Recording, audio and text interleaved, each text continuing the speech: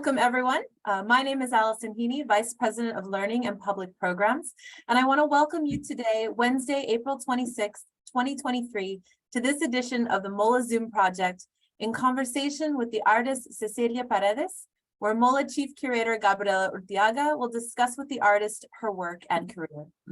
MOLAA also acknowledges the support of the Genesis Inspiration Foundation, the Miller Foundation, Dwight Stewart Youth Fund, and the Arts Council of Long Beach for their constant support of the educational initiatives at the Museum of Latin American Art, and a special thanks to the California Arts Council Arts Exposure Grant.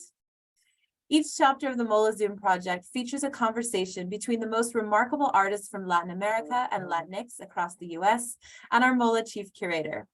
Together, we focus on a series of specific artworks which require close inspection, a deliberate process of contemplation and exploration, and delving into the ideas surrounding the creation of works, their sources of research and inspiration, in an effort to immerse ourselves in the world of the artist. In Chapter 32 of the MOLAA Zoom Project, we're joined by multidisciplinary artist Cecilia Paredes, known for her masterful self-portraits of camouflage in performance, photography, and installation. Born in Lima, Peru, Paredes now works between Philadelphia, US, Lima, and Costa Rica. Living out of her country of origins is one of the main reasons that migration is a theme in her work, in addition to the exploration of the relationship between man and nature. Cecilia studied at the Fine Arts Catholic University in Lima, Peru, Cambridge School of Arts and Crafts in England, and the Scuola de Nudo in Rome, Italy. And while living in Mexico City, she was part of the legendary Anejo Hernandez print shop and has been a Rockefeller Foundation Fellow since 1998. Recent solo exhibitions have been held at the Contemporary Arts Center, Conte-Duc, Madrid, Spain, University of Navarra, Spain, MOLAA, Long Beach, California, Tabacalera Art Center in Madrid, Spain, Central Bank Museum, Costa Rica, MOMA, Moscow, North American Cultural Center, Lima, the Museum of Contemporary Art and Design, Costa Rica, Space Museum, Samara, Russia, World Bank, Washington, D.C., IILA Institute, Rome, Contemporary Art Museum, Panama, Universidad de Salamanca, Salamanca, Spain, Art Yard Project, Frenchtown, New Jersey, US, and the Museum of Modern Art in Guatemala, among others. She's been part of the 51st Venice Biennial, the Havana Biennial, AE Together 2017 Art Festival, Guest Artist Paris Biennial of Architecture and Art of the Canary Islands. In fact, a complete list of all her shows is available in the show notes.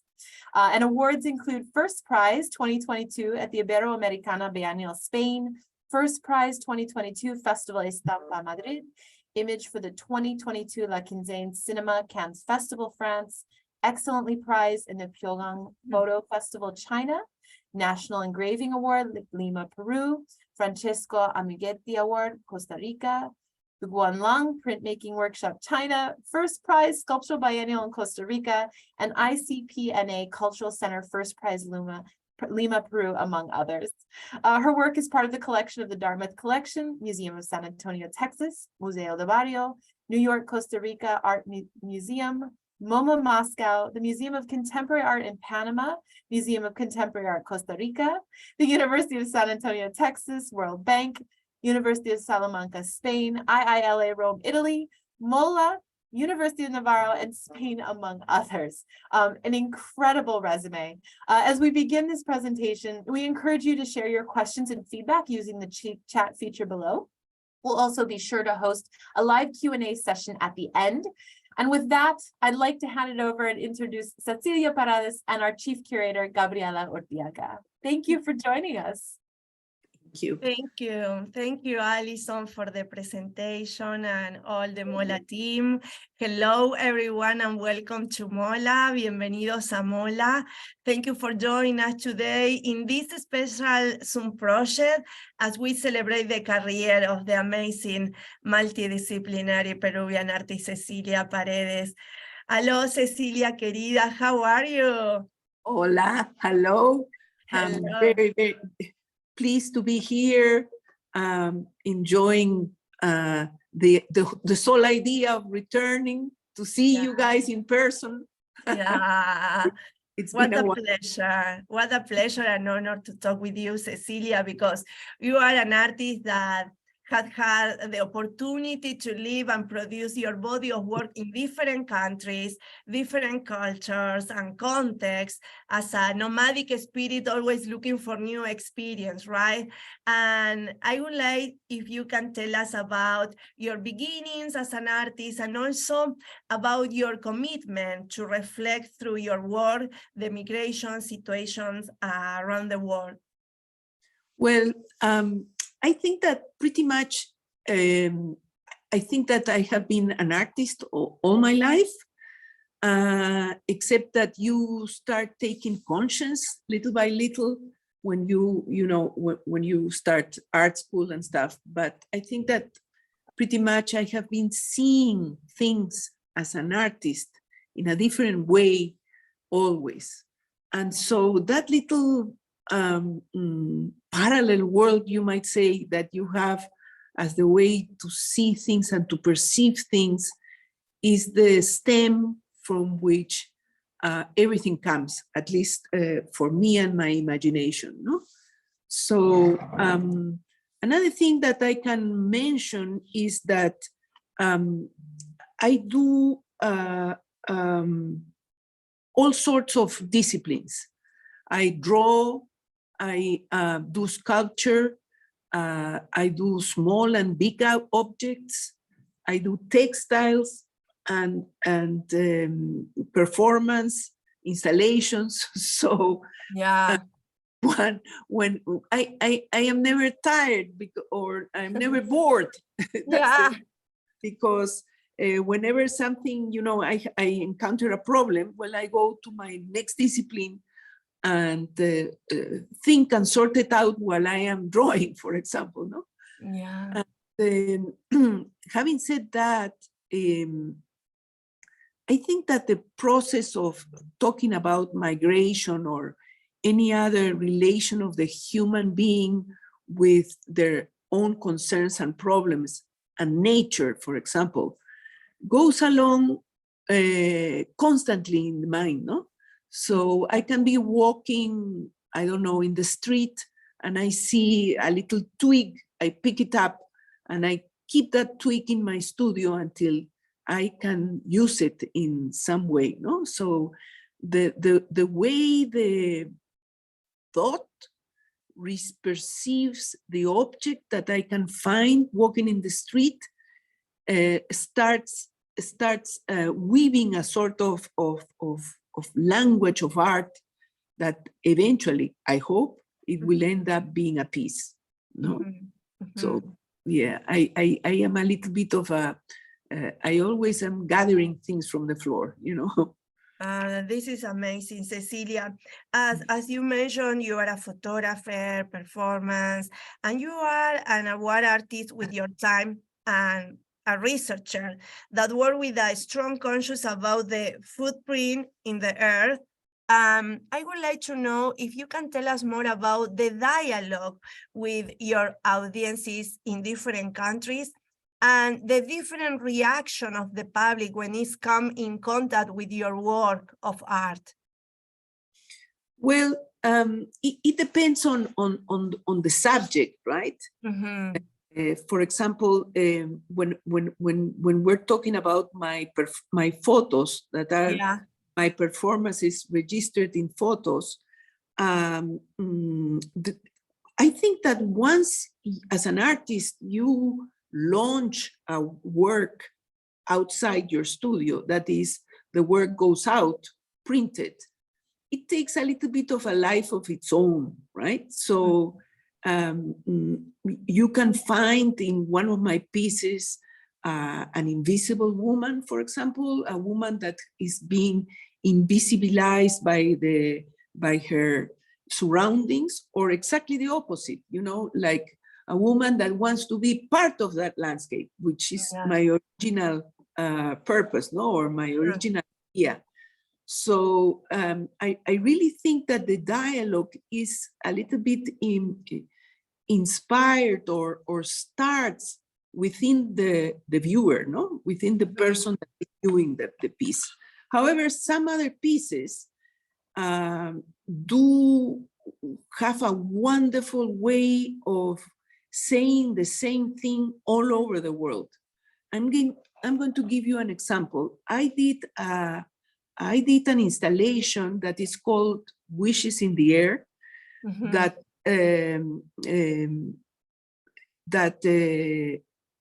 it started by me picking up wishes that were inside a church in Lima, and under the saints, they would have put some little papers with wishes. People would put that. So I managed to gather them through a very funny negotiation. Yeah. And eventually what I did was that I transcribed the punchline of the wish into a never-ending line of print. And then I installed that in the air, literally, like a serpentine, you know, in a very large hall. And I did that because I remember that in Guatemala, when they have the big processions, they have these kids going on with smoke, and the smoke is unbearable, you know, it's very, very intense. And when I asked why so much smoke, they answered me very matter-of-factly, because the smoke helps the prayers to go up fast, no? So I used that idea in order to place my work in the air. And when I installed this piece in Art Yard, we changed the language originally from Spanish into English, and we exhorted people to put their own wishes in a little sort of well that we placed in the gallery 1 month before. So I could gather them, printed them, and join them with the others. And they were exactly the same wishes at the end, no? Wow, to be healthy, to be happy, to protect my kids, to, you know, to solve our health problems, but basically it is a universal thing, no? So, and now I am going to present those wishes in France, and I am sure that it's going to happen the same, you know, because we as individuals of this world, we most of us want the same thing, no? Yeah, it's true. Wonderful. So beautiful, Cecilia. And your body of work at the same time is an invitation to discover your creative process and your work like a result of numberless questions and impressions that emerge from your heritage and from the history of your hometown. And I would like to put the focus in one of your most beautiful installation, The River Within from 2010. That is really important in your body of work, and explore all the variation that you create in dialogue with the body and the popular culture, right? Could you explain a little more about the approach of this fantastic installation and also the layer of information that you create through this River Within? Yes, thank you. First of all, I would like to point out that in this piece, all the crystals that you are seeing are crystals that I have bought recycled, no? This crystal might have been part of a chandelier sometime, you know, but I go to secondary markets, flea markets, or you know, pop-ups, market on the street, and I purchased these crystals that are probably from 1950s, 1960s. And then what I did was I noted each one of them in their own filament, and created this sort of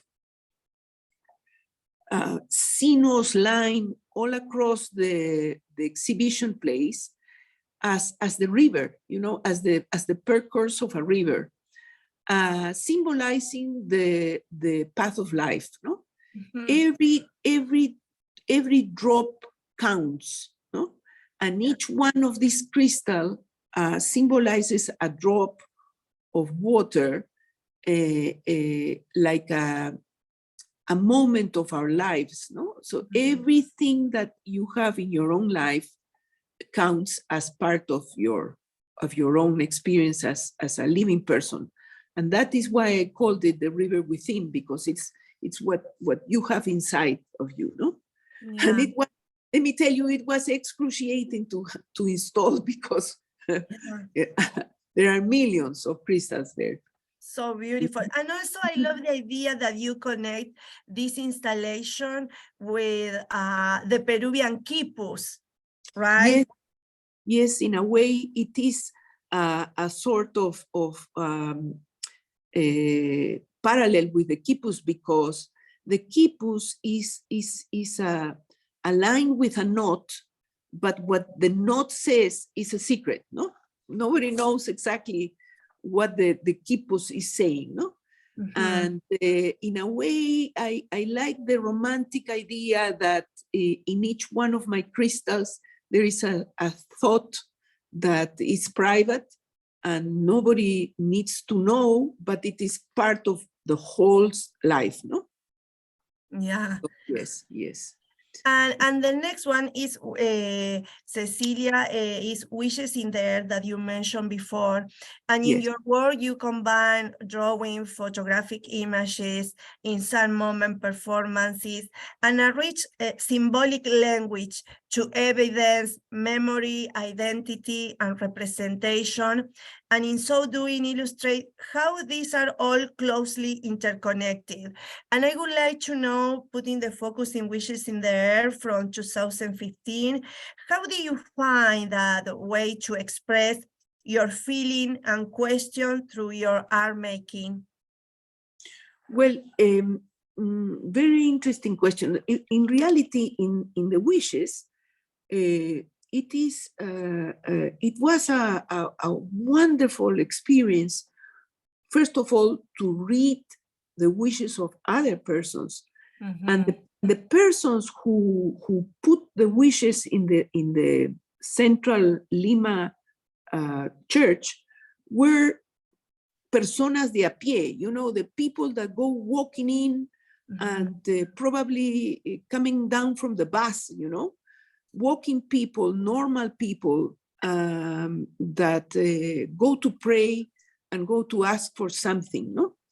So to read that was most moving, most private, and that is why I just removed only the part of the wish, and I removed, of course, the names, because some of the wishes were signed, no? And then in the process, I also did not use the wishes that were seriously dramatic, terribly dramatic.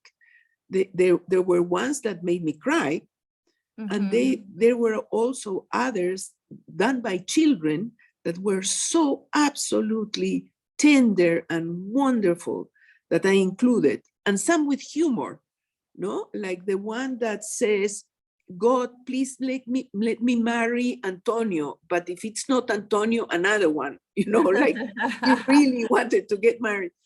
And then, you know, or other ones that say, from the point of view of a little child, that says, please God, let me have a dog to make my family happy. No, so what you start wonder what is it in the life of this kid and his perspective about what is sadness and happiness. No, so it was a very humane, down-to-earth relation with the persons of the society in Lima that I had the privilege of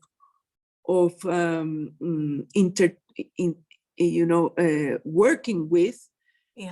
Just because I dared to ask the person in charge of the church, what do you do with the wishes when the urns are full? And he said, well, we normally throw them away. So I said, well, I want to, to acquire them. So only because of that idea, it was that I had this wealth of marvelous,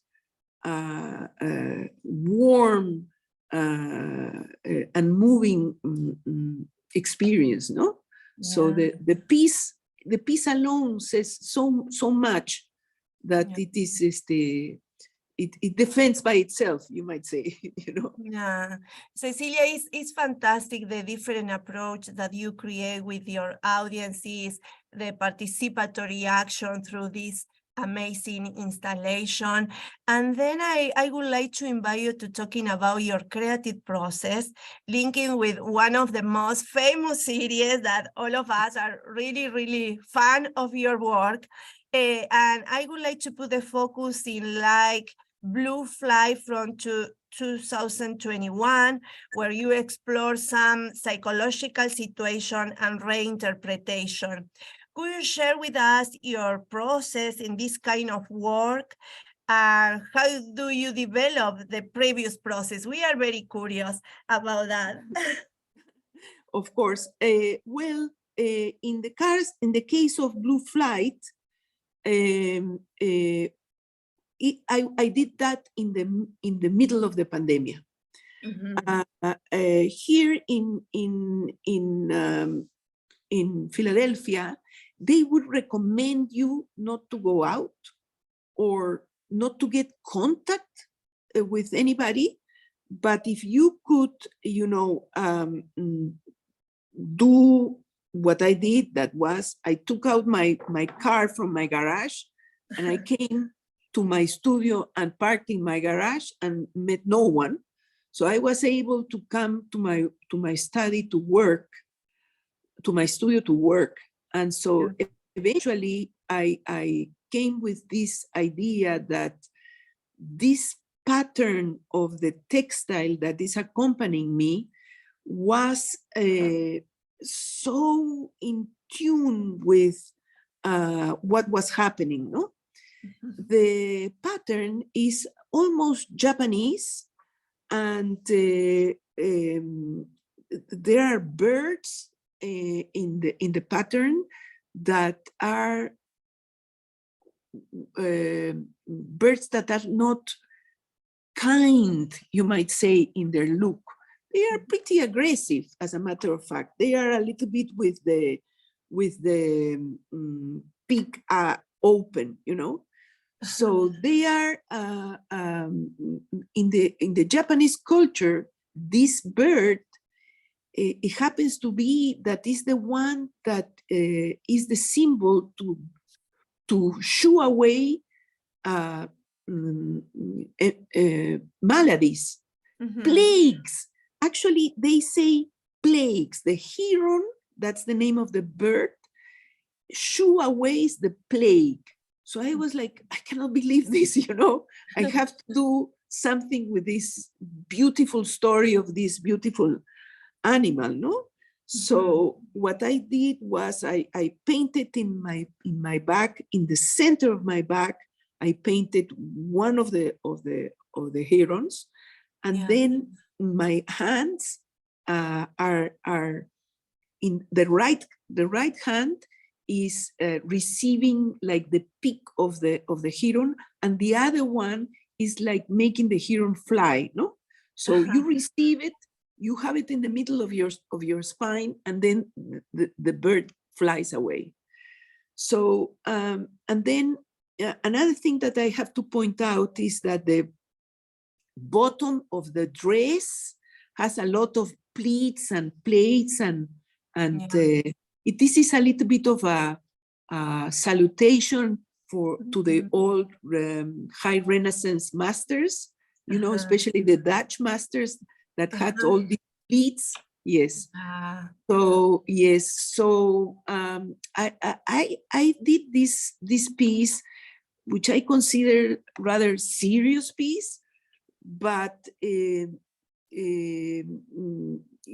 instead of bringing a little bit of sadness, it brought happiness. And what happened is that the Paolo Moretti, from the director of the Cannes Cinema Festival, saw it in Instagram and contacted me to have it as the poster of the Cannes Festival 2022. Yeah, I remember. Of course, yes. So it was a very happy moment for me because I got invited to go and saw my piece all over Cannes. That was, it was a true heron flying all over. Yeah. So it was fantastic. Yes. No, but the piece is incredible because you invite us to spend a lot of time in front of the photo to see all the details that you create with your body, with the textile, and also the composition. The composition of all the artwork is fantastic. It's amazing. Thank you so much. And Cecilia, then we select the Tu Botánica y Descendida Calma from 2022. And how do you produce the research and the final production of your work in this particular piece?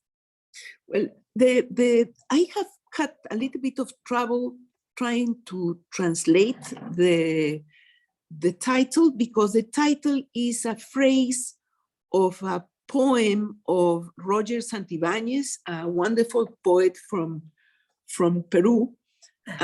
When I read the poem, I thought, this is absolutely perfect, because it is indeed in the image as if the botany is coming towards me and then like passing through my body, no? And that is why the descendant part is the part that I thought it was unbelievable. So I immediately wrote Roger Santibáñez a note asking for his permission to use his line, and he said it was okay. So here we are. And what happens in this piece is that I have intertwined many things. I have intertwined engraving, my own drawing, and printing. And so what I did was, previously to the shooting, I printed a silk with the print that you're seeing. I reprinted those flowers in the silk, and with that silk is that I fabricated my own dress. So the dress that I have is printed with the same print to begin. And then what I did was I sat down and I painted my arms, and the two twigs or branches that I have right in like coming out of my arms are actually drawn by me with charcoal on the canvas behind me at the moment of the shooting. So it's a lot of mixtures of things there. And I thought that it was like a sort of integration of all of what I do, no? Engraving, exactly, and drawing, yes. Yes. And also you select the Roman column in the middle of the drawing. It's part of your creative process. It's a combination of all of that, right? Yes, because I find that the flowers of acanthus that are the ones on the column are marvelous, no? Absolutely wonderful, and a sort of laurel kind of thing, no? So poetic. And Cecilia, through your artwork, you decode the vocabulary of our times, but also you reconfiguring sign, root, and gesture, revisiting some categories and concepts of the history, right? And I would like to put the focus in the Charmer from 2013, and I would like if you can share with us the idea behind this particular installation. Yes, well, this was a wonderful invitation that I had from the OSMA Museum in Lima, and the OSMA Museum houses colonial period objects and paintings. So the director invited me to establish a dialogue between the existing pieces in the museum and mine. So I had to go to the museum and study the museum thoroughly in order to come with ideas of or dialogue with each one of the pieces. So in this case, if you see the painting behind the crystal boat, I follow exactly, or well, almost, no? Exactly the shape of the boat to begin with, no? Yeah. And then the myth and the story tells us that as the conquistadors came to shore, they were using their shiny armors, and they were coming with horses, and they were coming with a wonderful, glamorous day with sun. So as the shining armors were descending with the horses, you can imagine the person in the shore looking at this and saying, well, these are definitely the sons of God, no? The sons of the sun, no? Yeah. So they thought that they were the sons of the sun, and then the whole rest of the story follows as to well, what happened, no, with the colonial period, no, how the Peruvians were enchanted in a way, no, like in a mischievous way, enchanted by these shiny things, no? And among the story goes, and among the stories is the story of the exchange of little crystals for gold, no?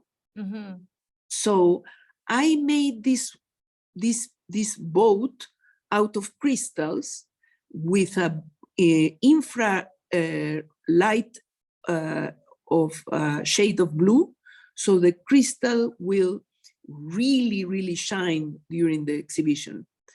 Wow. And it was a little bit of the metaphor of how the conquistador ship came and embezzled everybody, no, and charmed everybody. And when you are shined by too much sun, you lose your sight, right? That's exactly what happened. Yeah. No, it's a metaphor of what happened during the colonial period, no? Yeah. And curiously enough, this is the piece that the museum bought. So I think that now we have the two ideas of what happened during the conquistadors' arrival, no? Wow. Yes. Fantastic. Cecilia, and then the next artwork is that we select is El Río que Fluye Dentro from 2016. And I would like if you can explain us the methodology that you use for making art through this particular piece, that you are interpreting the Ucayali River and Amazonian River from Peru, and all the tribute that you are presenting in this poetic, political also artwork. Of course. Well, first of all, I found this very attractive textile that had in its pattern a very similar pattern as the one that the Shipibo Conibo culture has in their textiles when they want to suggest the sinuosity of the course of the river. You know, they do paint the river course in their skin also. So it was a marvelous coincidence, because I really wanted to tell a story about Peru. And so I just painted my face and my arm, and my finger is pointing out the sinuosity of the river in the floor, where I also use these pleats that I often do use in order to salute my teachers, my masters, no? So the river, in the life of the persons that live on the river sides in the Amazon jungle, is a primordial and number one source of living for everybody. If the river is low, the water cannot get through, and the little boat bringing the food cannot get through. If the river is too high, then the crocodiles come out. You know, it's a constant in the river, in the life of these persons, no? So I also wanted to point out that this is in danger, you know, it's in danger of disappearing. I have a lot of interest in the subject of all the guardians of the forests that have been constantly being killed all over the world, in Philippines, in Mexico, in Peru, in Colombia. We just had a person killed last week in Peru because they are protecting the river, they are protecting of irrestricted killing of forests by the mining companies. This makes inundations, and of course all the rivers are infected with pollution. It is a terrible, terrible subject. So it is a tribute also to the power of women in the communities of the Amazon jungle. Yeah, it's for that your work is incredible, because it's not only an aesthetic experience, but also you have the vision to talk about different and crucial and urgent topics that is really important in our time through your work. And it's for that I said it's a beautiful and poetic presentation, but also it's a political reaction, right? To call our attention as a society. And Cecilia, the last artwork is the encounter from 2020 that you are immersed now in a specific series that you create your performances in abandoned site.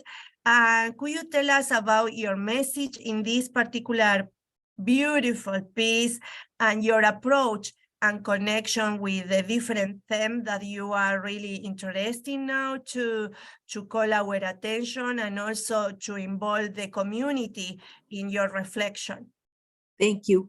Well, the encounter is a part of a series that I started and I continue doing of inserting myself in abandoned spaces where life used to be, and also busting life, no? This is, for example, an abandoned building where fabric for cups used to be, but it is enormous, Gabriela. It's like 7 floors, and it used to be a busting company that only in the United States. One day it closed and never again opened until some years ago that somebody said, "May I please enter?" And this is what you find. No? Yeah. So the time has passed there, and all the past experiences was something that it tickled my curiosity too much. Yeah. So I have a person who negotiates the permit to get inside these buildings, and he will allow us more or less 45 minutes, because that's what the insurance allow us to do. 45 minutes inside the building, and then you have to get out. Wow. Because it's, Correct. after all, an abandoned building, right? So what I did was the week before we went to do the shooting, I went in a very brief tour, and I saw this little piece of moss that have created this little sort of mini world of environment, because there was a hole in the wall in the roof, and every time that rained, water dripped, and nature finds its way, no? So there you are. So what I went back to the river outside in the outskirts of Philadelphia, took a photo of the moss around the river. I went with my dear assistant, Katie Colburn. We did these photos. We came back to the studio and we printed the photo on silk, and that is how I did my dress. So my dress is a photo of moss from another place. That is why it is called encounter, because here I'm bringing, at least in a photo, the moss of another place to meet the moss here, no? And in the week that had passed since my day of my first visit, there were plants growing, as these two plants that you see in front of me. Yeah. So and one was dead, the one that I have on my hand. So I did the photo as, you know, here we are in the middle of this abandoned place, but life, one way or the other, encounters its way in. So this is a sort of, you know, almost, I don't want to say sacred, because it's too much of a large word, but a very, very private moment of spirituality, no? Of me meeting this moss, this little thing of life, no? Yeah, So, it's a philosophical approach, Cecilia, and also I love when you say life find its way to persist, right? yeah. And after the pandemic, we know to do that, right? To persist. Yes. More and more, yes. Yeah. I find it fascinating that I don't know how we survived. Yeah, it's true. Cecilia, thank you. You are an inspiration, and I would like to invite you now to open the Q&A session with Solimar Salas, the VP of Content and Marketing, with the support of Daniel Martinez Puentes, the curatorial assistant, and we invite all the audience to share with you their thought. My pleasure, of course. Thank you, Gabriela, and thank you, Cecilia. It's so wonderful to hear you talk and dive a little bit deeper into your artwork. I do want to share with some of our audience members, MOLAA was honored enough to have an exhibition of Cecilia Paredes' works in 2018, and it was just a beautiful space and wonderful artwork. We do have, I'm going to let Daniel read off one of the comments that we have, and I think we have a question. Yes, we do have a question already from Patrick Moore. Our question reads, who are your teachers, your mentors, and your inspirations? Oh, I've been so blessed. Thank you so much. Well,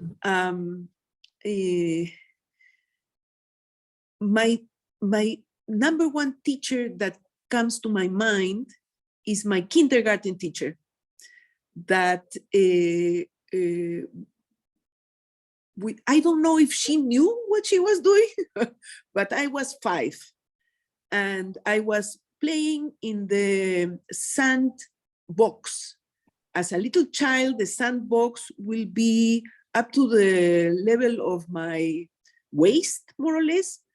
And she came and bent and whispered to my ears, close your eyes and feel the sand.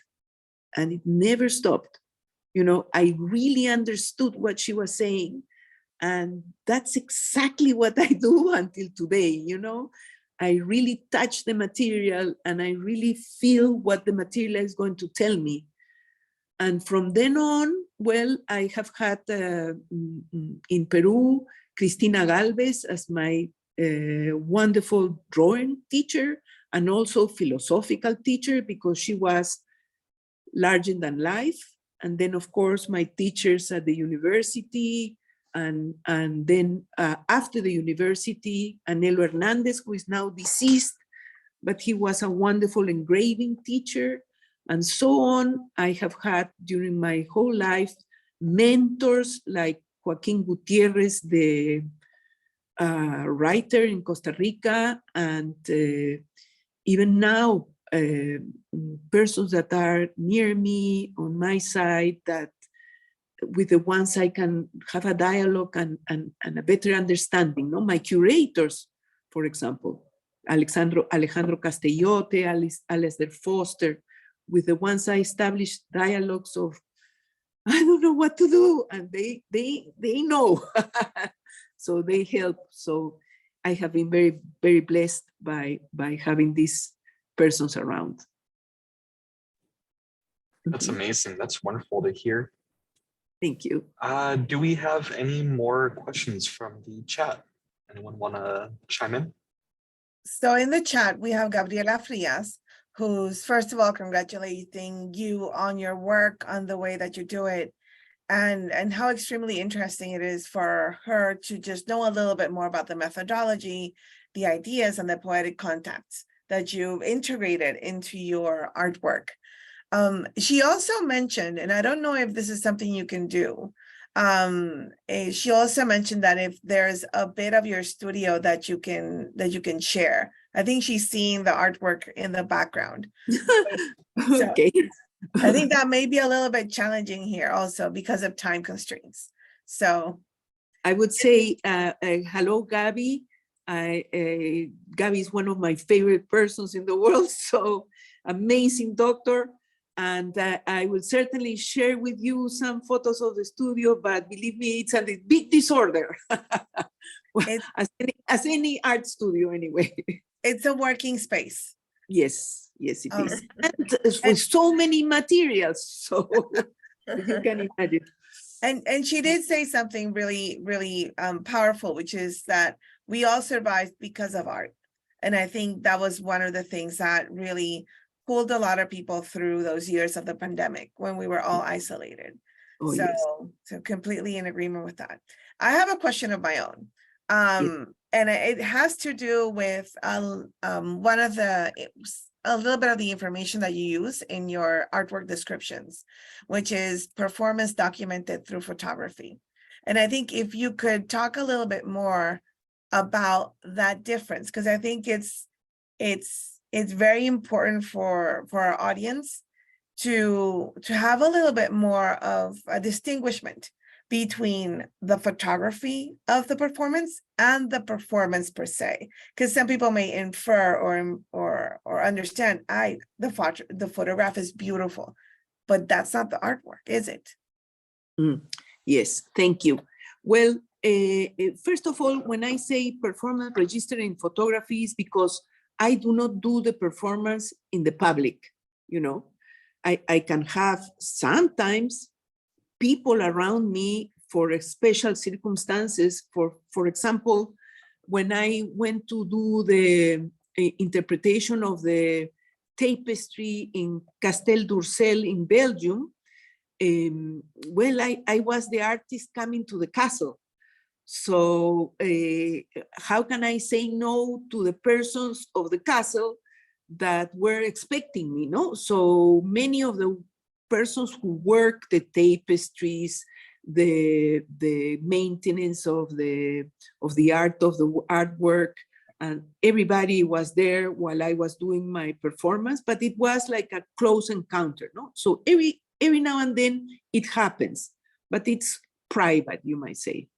what comes out is the photo of the final act of the performance. But before that, in order to make the piece, we start by, well, first of all, deciding what piece, how are we going to do it, what are the colors, who is coming, etc. No, and then I have a group of persons that are normally my assistants.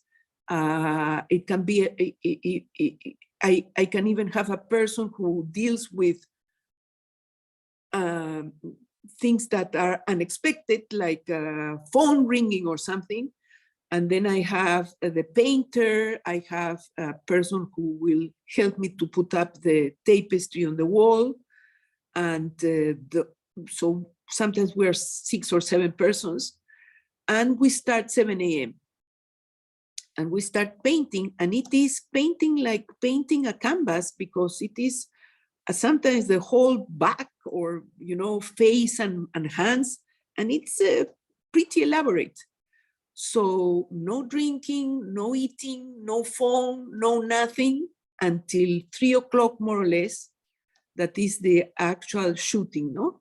And then what also always amazes us is that when the photographer says, okay, I'm starting to shoot, it's like 4 minutes, chung, chung, chung, you know, and everything is over. And we go like, oh my God, it's over. It's a sensation that is sometimes lingers with you, no? For a while, yes.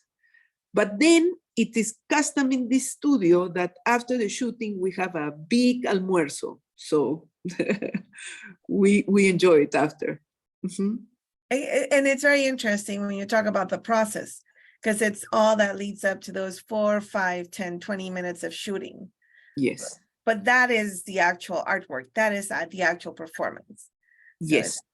it's Yes, and having the decision of saying, how do you want it? And also making mistakes, because sometimes the whole session doesn't work. That's oh my God. Yeah, we have Patrick Moore in the chat saying, now we need to see the pieces again. my pleasure. No, it's Can really we have a close-up of the blue flight? Okay, can we expand the blue flight, like say, we can have the back? Is it possible? Let me see. Mm-hmm. Well, if it is possible, I wanted to point out more or less how the process is. So, you know, we can see the actual painting. There we go. Yes, pinch out for a bigger view. There we go. Do you have it? Do you have it? I do. Very, very close. Here. Wonderful, wonderful. Okay, so one of the things that I have to point you out is that the drawing, as wonderful as it is not exactly as the one on the back, because it can never be, you know, but your eye wants to meet wants it to be exactly, you know. So that is why the piece works really. And I wanted to point you out that the fact of the bird that was not exactly nice, no, it was like rather aggressive bird. And also I would like to point out that you can see the brush coming around, for example, in the legs of the bird, no? You can see the blue having certain stripes. I love that, because that means that we are seeing of an actual painting, you know? So I love that, and I like to leave that always. You can correct it in Photoshop if you want, but I really don't want to, because it is part of the whole process. And also the creases in the elbow and that kind of thing. So to keep it as human as possible, no? If I may say. That's what I wanted to point out. No, this is wonderful. And I think having that human element that you're mentioning is really important too. So thank you for that. I see that Allison's coming in as well. Hi, welcome back. And I think I didn't see any other questions. So I'm just going to go ahead and wrap it up. Thank you, Gabriela. Thank you, Cecilia. And thank you, Daniel, for your time today. And thank you, Allison, and all the participants that have joined us today. We are looking forward to our next MOLAA Zoom project. That's going to happen in May 31st. So hopefully we'll see you back then. And Cecilia, looking forward to any future opportunities we can to work together. Thank you. Thank you, Solimar. Thank you, Allison, Gabriela, and Daniel. Thank you so much for everybody who participated too. See you in LA. I hope so. Have a good day, everybody.